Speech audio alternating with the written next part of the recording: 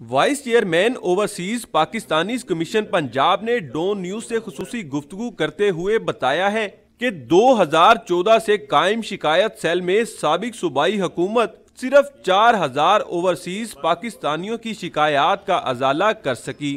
جب ہم نے ٹیک اوور کیا تو سکسیس ریٹ اس کا 35-36% کے اراؤنڈ تھا۔ ادارے کے ہیڈ پہ بھی ڈیپینڈ کرتا ہے کہ وہ کس ڈائریکشن میں کام کر رہا ہے، ادارے کو کس سمت میں چلایا جا رہا ہے، جو کس طرح لوگوں کو ریلیف دی جا رہی ہے۔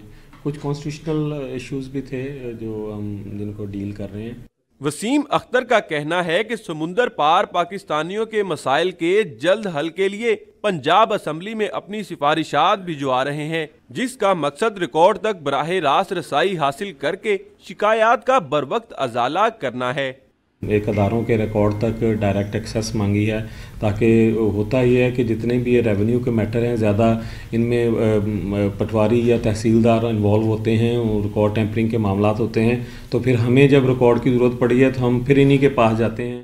Vice chairman overseas commission Punjab نے مزید بتایا کہ 2014 سے 18 تک سب سے زیادہ شکایات ریونیو، LDA اور پولیس سے متعلق موصول ہوئیں۔ کیمرہ مین فاروق احمد کے ساتھ نعمان لیاقت، ڈون نیوز، لاہور۔